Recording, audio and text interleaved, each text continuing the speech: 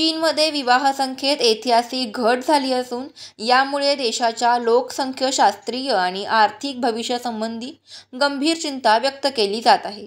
2024 मध्ये 61 लाख जोडप्यांनी विवाह नोंदणी केली, जी 2023च्या तुलनेने 20% कमी होती. ही आतापर्यंतची सर्वात मोठी घसरण मानली जात आहे. चीन सरकार तरुणांना विवाह आणि कुटुंब सुरू करण्यासाठी प्रोत्साहित करण्याचा प्रयत्न करत आहे. परंतु आर्थिक अस्थिरता, वाढती जीवनशैली खर्च आणि बदलत्या सामाजिक मानसिकतेमुळे विवाह संख्या सतत कमी होत चालली आहे. तज्ज्ञांचे म्हणणं आहे की चीनमध्ये कमी होत असलेल्या विवाह संख्येच्या मागे आर्थिक अनिश्चितता आणि महागड्या जीवनशैलीचा मोठा हात आहे. मुलांच्या संगोपन आणि शिक्षणाचा वाढता खर्च आधीच विवाहासाठी अडथळा ठरत होता.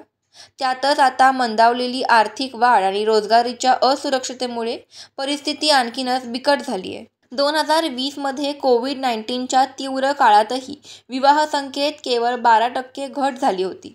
जर ही स्थिती कायम राहिली तर चीनच्या राजकीय आणि आर्थिक महत्त्वाकांक्षा यांच्या लोकसंख्याशास्त्रीय संकटामुळे धोक्यात येऊ शकते. चीन सरकार विवाह संख्या आणि जन्मदर वाढवण्यासाठी विविध योजना राबवत आहे.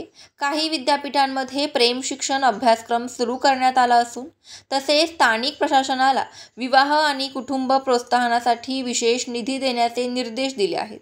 मात्र या प्रयत्नांना अपेक्षित यश मिळताना दिसत नाही. चीनमध्ये विवाह संख्येतील घट ही केवळ सामाजिक समस्या नाही तर ती मोठ्या लोकसंख्याशास्त्रीय संकटाचे लक्षण आहे. 2024 मध्ये सलग तिसऱ्या वर्षी चीनची लोकसंख्या घटली असून सध्या ती सुमारे 1.4 अब्ज आहे. त्यातील जवळपास 1/4 लोक 60 वर्षापेक्षा अधिक वयाचे आहेत. परिणामी भविष्यात चीनच्या श्रमशक्तीमध्ये घट, कर महसुलात घट आणि पेन्शन व आरोग्य सेवांवरील वाढता ताण या समस्या उग्र रूप धारण करू शकतात.